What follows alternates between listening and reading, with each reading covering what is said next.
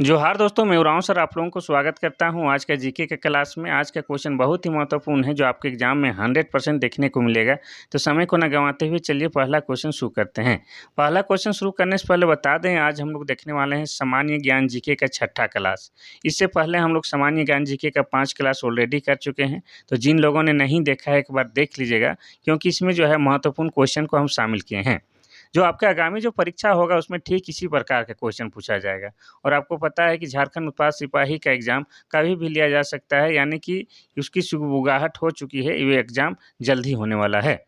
देखिए पहला क्वेश्चन क्या कहता है कि बीजापुर जो है अपनी किस चीज़ के लिए जाना जाता है? पहला है आपका अत्यधिक सूखे की स्थिति, दूसरा है गोल गुंबज, तीसरा है भारी वर्षा, चौथा है गुप्तेश्वर की मृत्यु।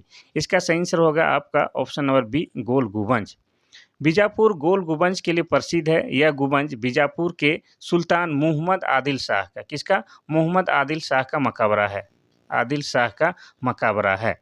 अगर बात करेंगे इसको, फारसी वास्तुकार याकूत ने 1656 में बनवाया था। कब? 1656 में बनवाया था, ये आपको याद रखना है।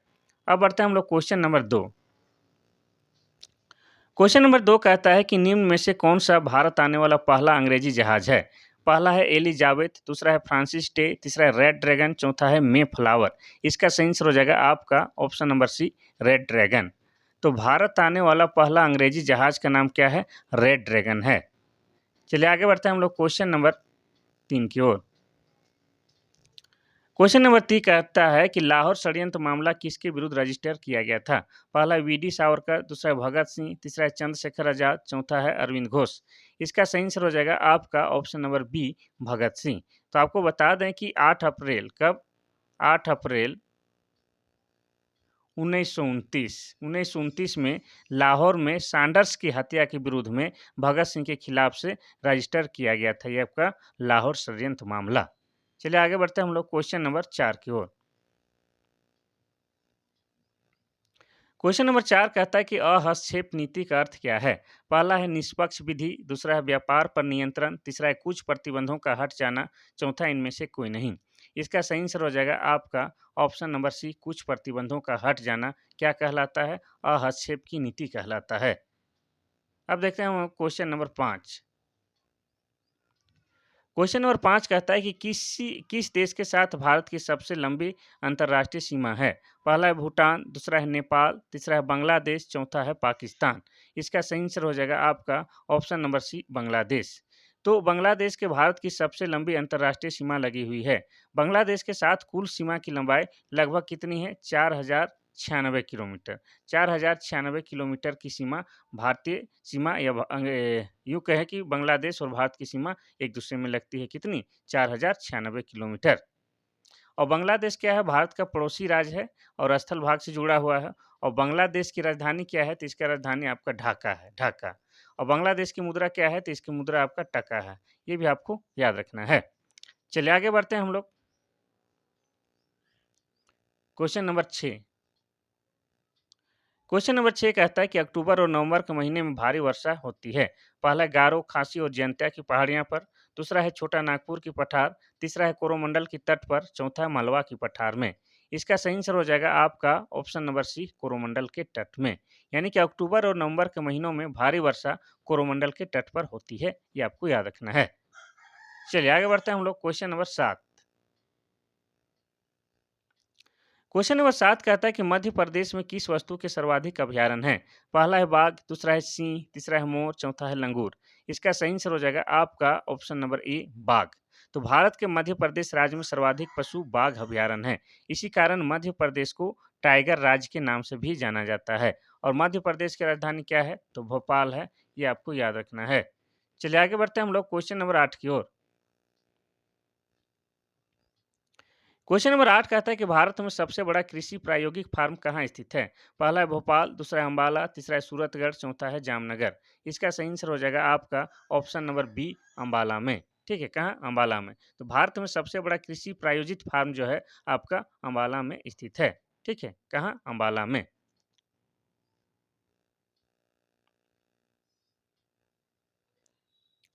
क्वेश्चन नंबर 9 कहता है कि वह नदी कौन सी है जिसका उद्गम स्थल भारतीय क्षेत्र में नहीं है? पहला है महानदी, दूसरा है ब्रह्मपुत्र, तीसरा है रावी, चौथा है चिनाब। ठीक है, तो इसमें सही आंसर हो जाएगा आपका ऑप्शन नंबर बी ब्रह्मपुत्र। ठीक है, तो ब्रह्मपुत्र जो है इसके बारे में बता दे रहे हैं। तो ब्रह्मपुत्र नदी की भारतीय क्षेत्र में उद्गम तो नहीं होता है। यह नदी आपका कैलाश पर्वत श्रेणी के दक्षिण में मानसरोवर झील जो है उसके निकट आंगसी ग्लेशियर से निकलता है। कहाँ से? आंगसी ग्लेशियर से निकलता है, ये आपको याद रखना है। क्वेश्चन नंबर 10 कहता है कि प्रथम केंद्रीय विधानसभा का गठन कब किया गया था? पहला 1922, दूसरा है 1923, तीसरा है 1921 और चौथा है 1920। इसका सही आंसर हो जाएगा आपका ऑप्शन नंबर सी 1921। तो प्रथम केंद्रीय विधानसभा का गठन 1921 ईस्वी में किया गया था।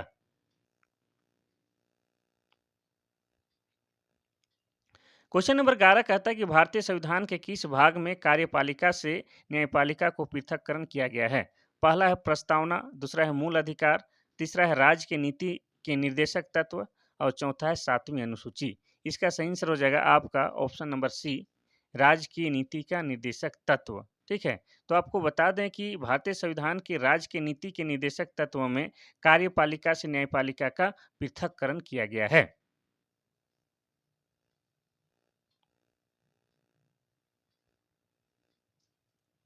क्वेश्चन नंबर 12 कहता है कि पंचायती राज व्यवस्था में एक मध्यवर्ती श्रेणी है। पहला है ग्राम पंचायत, दूसरा है जिला परिषद, तीसरा है सरपंच पंचायत, चौथा है आपका पंचायत समिति। इसका सही आंसर हो जाएगा आपका ऑप्शन नंबर डी पंचायत समिति। तो बता दें कि पंचायत राज व्यवस्था में एक मध्यवर्ती श्रेणी पंचायत समिति है और पंचायती राज व्यवस्था का मुख्य उद्देश्य विकास की प्रक्रिया में जन भागीदारी को सुनिश्चित करना है और लोकतांत्रिक विकेंद्रीकरण को बढ़ावा देना है। ठीक है, चलिए आगे बढ़ते हैं हम लोग क्वेश्चन नंबर 13 की ओर। क्वेश्चन नंबर 13 कहता है कि राज्य की वास्तविक कार्यपालिका शक्तियों का प्रयोग किसके द्वारा किया जाता है? ठीक है, यानी कि राज्य में जो है वास्तविक कार्यपालिका का जो शक्ति होता है उसका प्रयोग कौन करता है? पहला है मुख्यमंत्री, दूसरा है मंत्रिपरिषद, तीसरा है राज्यपाल, चौथा है उच्च उच्च न्यायालय का मुख्य न्यायाधीश। इसका सही आंसर हो जाएगा आपका ऑप्शन नंबर ए मुख्यमंत्री। वैसे देखिए राज्य का जो होता है सबसे बड़ा पद या सबसे बड़ा कौन होता है? राज्यपाल होता है। ठीक है, राज्यपाल। लेकिन वास्तविक जो होता है वास्तविक जो सबसे बड़ा पद होता है वो कौन होता है? मुख्यमंत्री का। क्योंकि मुख्यमंत्री ही है क्या है? आपका कार्यपालिका के शक्तियों का प्रयोग करता है। तो हो जाएगा आपका मुख्यमंत्री। नाम मात्र का सबसे बड़ा कौन है? राज्यपाल। लेकिन शक्ति का प्रयोग तो कौन करता है? आपका मुख्यमंत्री करता है। क्वेश्चन नंबर 14 कहता है कि सार्वजनिक क्षेत्र के उपक्रमों में कौन नवरत्न नहीं है? पहला है ओएनजीसी, दूसरा है बीपीसीएल, तीसरा है भेल, चौथा है एमटीएनएल। तो आपको बता दें कि बहुत सारे कंपनियों को क्या है? नवरत्न का दर्जा दिया गया है। क्या है? नवरत्न का दर्जा दिया गया है। उनमें से में आपका क्या है? ओएनजीसी है, भेल है और एमटीएनएल है। इन तीनों को क्या है? नवरत्न दर्जा मिला हुआ है। लेकिन ऑप्शन नंबर बी जो है बीपीसीएल को है नवरत्न का दर्जा नहीं दिया गया है। चलिए अब देखते हैं हम लोग क्वेश्चन नंबर 15। क्वेश्चन नंबर 15 कहता है कि रणजी ट्रॉफी किस खेल में दी जाती है? पहला है फुटबॉल, दूसरा है हॉकी, तीसरा है क्रिकेट, चौथा है कबड्डी। इसका सही आंसर हो जाएगा आपका ऑप्शन नंबर सी क्रिकेट। ठीक है, तो रणजी ट्रॉफी का संबंध किससे है? आपका क्रिकेट से है। रणजी मैच आप लोग जरूर सुने होंगे। ठीक है, तो ये आपका क्रिकेट से है।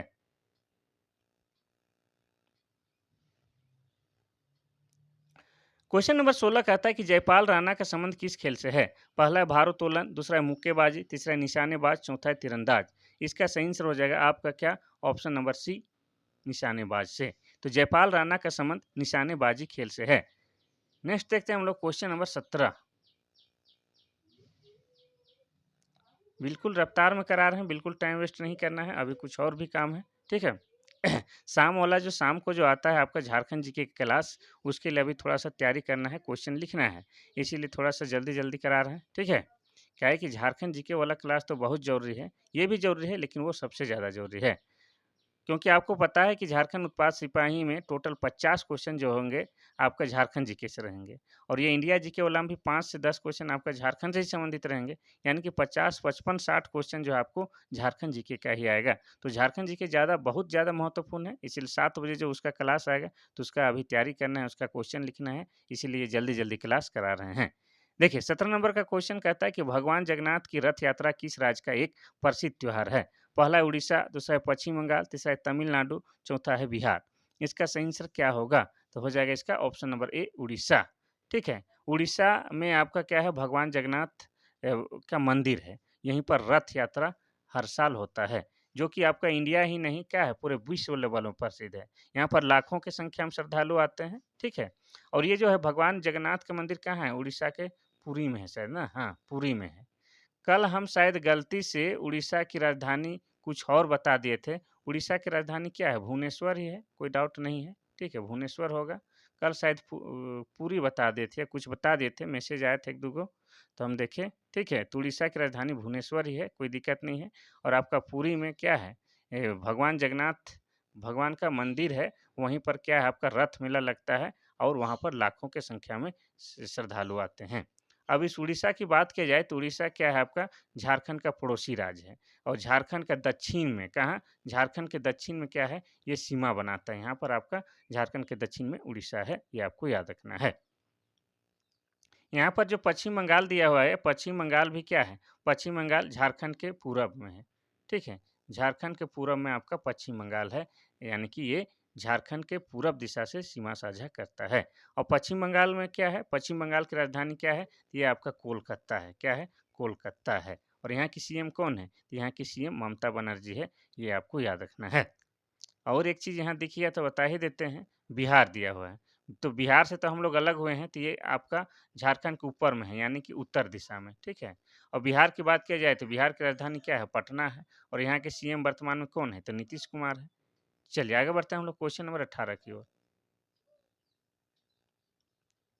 क्वेश्चन नंबर 18 कहता है कि कौन सा भारतीय संगीत वाद्य यंत्र नहीं है?